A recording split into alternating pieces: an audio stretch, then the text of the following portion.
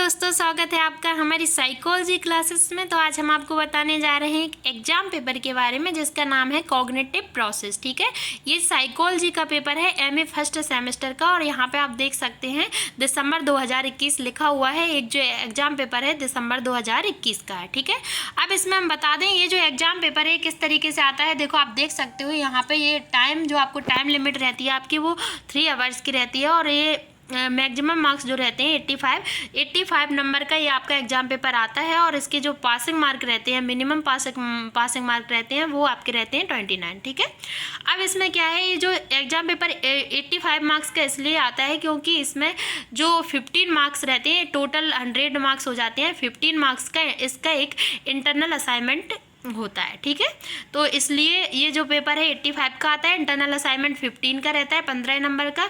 तो जब 85 और 15 को ऐड करते हैं तो आपके 100 नंबर हो जाते हैं। ठीक है, 85 + 15 = 100। अब यहाँ पे आप देख सकते हैं इस क्वेश्चन पेपर को।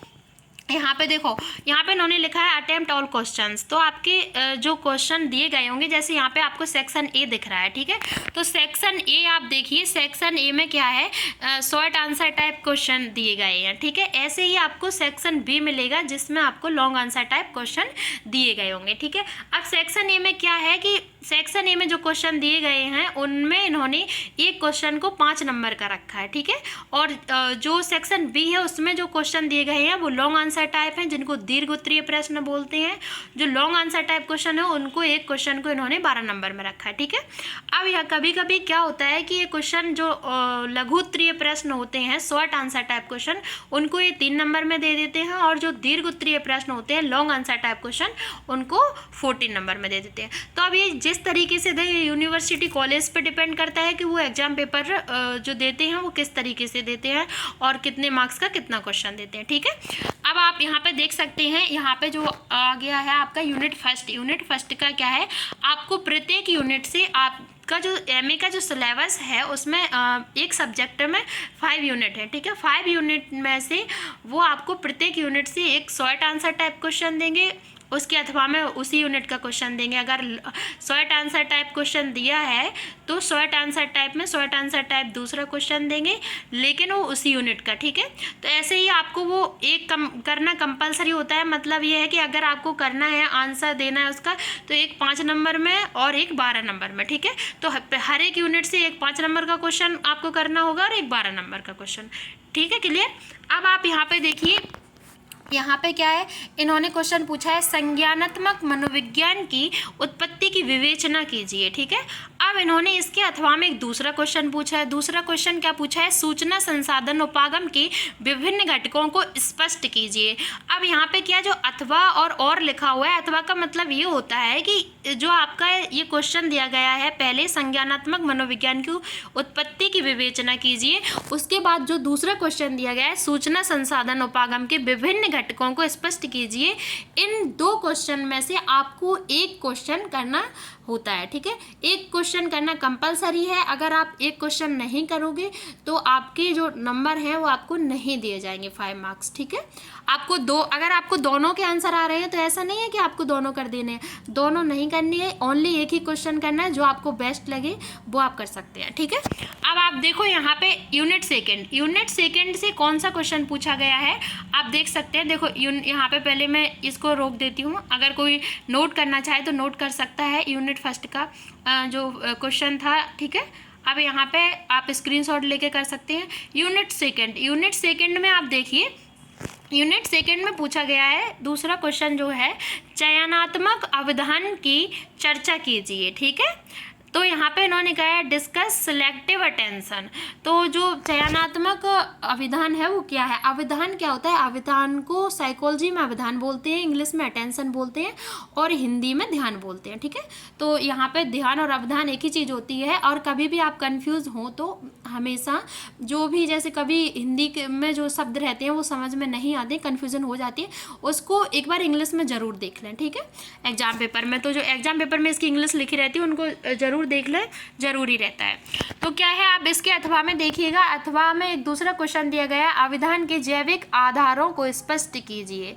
ठीक है, अब यहाँ पे क्या है, explain biological basis of attention.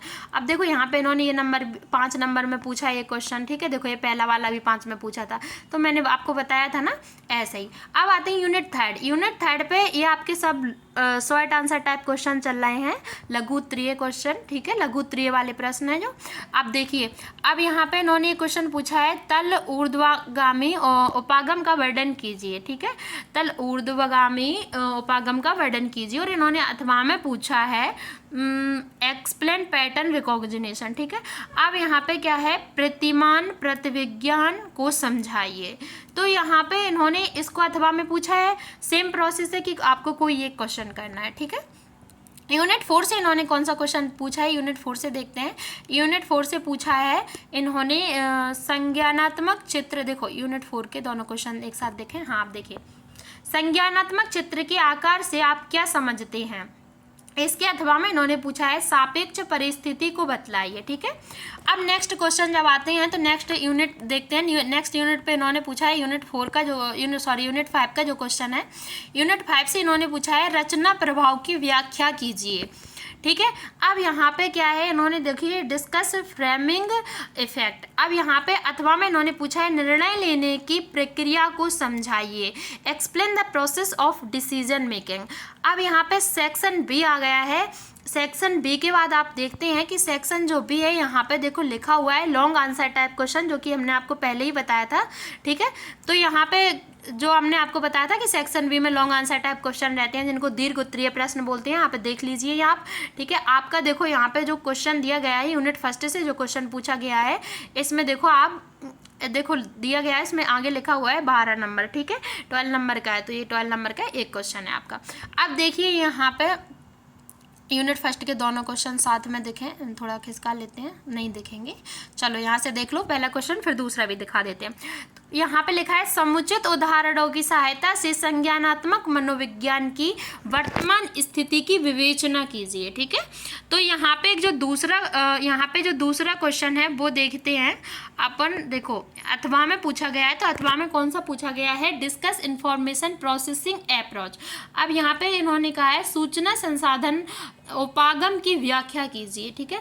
अब यहाँ पे जब अपन नेक्स्ट क्वेश्चन पे आते हैं, तो नेक्स्ट क्वेश्चन सेकंड यूनिट का है। यहाँ पे नेक्स्ट क्वेश्चन देखते हैं, यूनिट 2 से पूछा गया है। देखिए, अच्छा आपको पहले आप ये अगर नोट करना चाहें तो नोट कर सकते हैं इसको थोड़ा। अब देखिए आपकी यूनिट 1 के दोनों क्वेश्चन दिख रहे हैं, आप नोट कर सकते हैं, ठीक है। मैंने पढ़ के भी बताए हैं, तब भी आप लिख भी सकते हैं। अब यहाँ से अब आपको यूनिट 2 का क्वेश्चन देखना है। यूनिट 2 में आप देखिए, यूनिट 2 में उन्होंने पूछा है explain basis determinants of attention, ठीक है। तो यहाँ पे अवधान के मूलभूत निर्धारकों को समझाइए। तो अवधान के मूलभूत निर्धारकों को समझाइए क्वेश्चन के बाद इन्होंने अथवा में पूछा है चयनात्मक अवधान के किसी एक सिद्धांत की विवेचना कीजिए, ठीक है। यहाँ पे सेम देखो इन्होंने देखो ये क्वेश्चन जो 2 नंबर लिखा है, इसके आगे 12 नंबर लिखा हुआ है, ये भी 12 नंबर का क्वेश्चन है। तो जितने भी लॉन्ग आंसर टाइप क्वेश्चन है वो 12 नंबर में पूछे गए हैं, ठीक है। यूनिट 3 से इन्होंने देखो कौन सा क्वेश्चन पूछा है, प्रत्यक्षीकरण की प्रकृति एवं निर्धारकों की चर्चा कीजिए, ठीक है। इसके अथवा में इन्होंने कौन सा क्वेश्चन पूछा है, इसके अथवा में देखिए, इसके अथवा में इन्होंने पूछा है गहराई प्रत्यक्षीकरण की प्रक्रिया में सन्निहित एक अक्षीय एवं 2 अक्षीय संकेतों की विवेचना कीजिए। देखो ये क्वेश्चन जो है हम यहाँ पे इसको आपको देखो यहाँ पे हम दिखा रहे हैं, यहाँ पे अब क्लियर दिख रहा होगा, मैंने जूम कर दिया है। गहराई प्रत्यक्षीकरण की प्रक्रिया में सन्निहित एक अक्षीय एवं 2 अक्षीय संकेतों की विवेचना कीजिए, ठीक है। तो यहाँ पे जो नेक्स्ट क्वेश्चन है वो आपका यूनिट 4 से पूछा गया है। यूनिट 4 में आप देखिए प्रतिमा संबंधों की विशेषताओं की चर्चा कीजिए। तो यहाँ पे यूनिट 4 से जो क्वेश्चन पूछा गया है और इसके अथवा में जो दूसरा क्वेश्चन है वो हम आपको पढ़ के बताते हैं। देखो अथवा में कौन सा क्वेश्चन पूछा गया है, संज्ञानात्मक चित्रण में स्नायु दैहिक साक्ष्यों की भूमिका का मूल्यांकन कीजिए, ठीक है।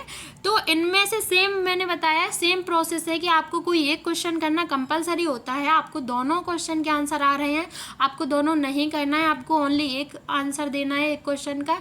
तो आपको जैसे अगर आप आप इन दोनों में से, इसके अथवा में जो दिया गया है, इन दोनों में से अगर आप एक भी नहीं करते हो तो आपको जो 12 मार्क्स हैं वो नहीं दिए जाएंगे। ओके, तो अब इसमें आप नेक्स्ट क्वेश्चन देखिए, यूनिट 5 से पूछा गया है आपका।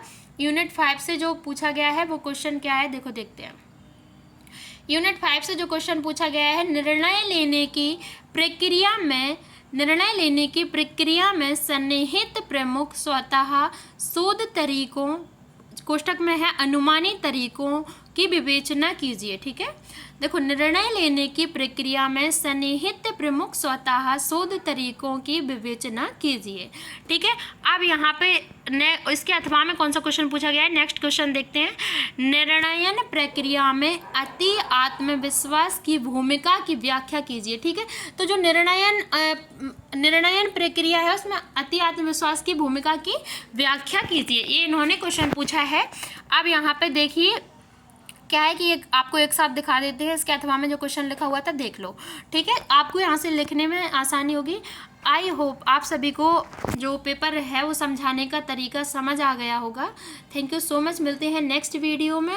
तब तक के लिए लाइक, कमेंट और सब्सक्राइब जरूर करें, शेयर भी करें। Thank you so much.